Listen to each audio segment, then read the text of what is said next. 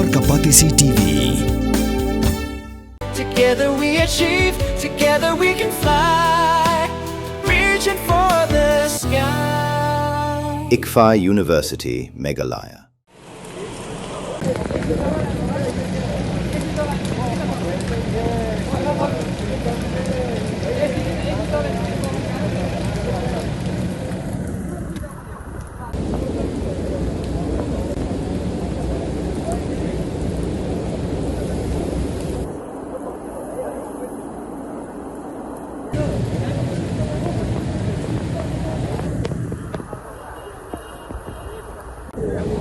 Haduk mentah layu asai arpu Tylli ki Metiap. Nakajaka Khyllem ka tunnel hasamardung kabadan hasau Sikkim. Ki kenhun yarap kidang Bteng panwa chushu iki Briew ki bidang jar ngai.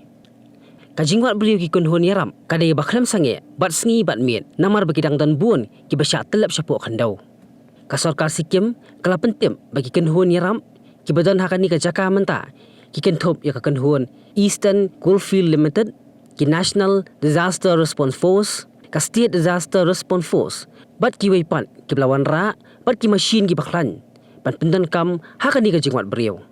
Ka sarkar lakular panyerap ki bahayeng jong kitu ki bayam.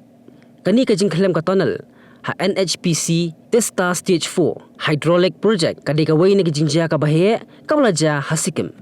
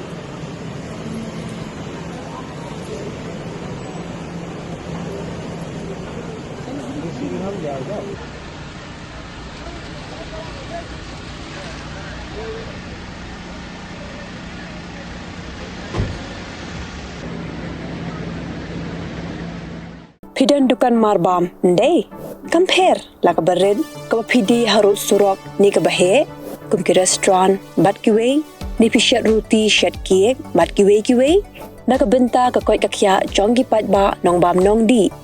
pat ba pinyo ka jingshania naki pidan kam bandon de ka license ka papaka ka bala ithu da ka an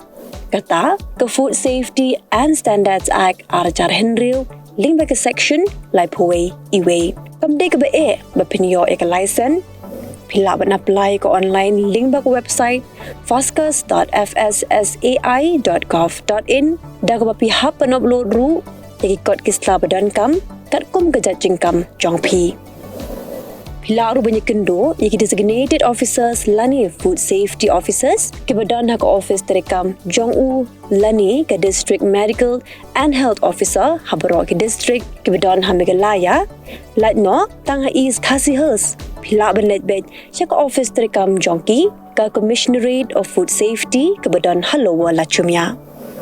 nakabenta ka kot kakya kinong bam nong di lawan ra shapi daga commissionerate of food safety government of Meghalaya bat balakershan daga food safety and standards authority of India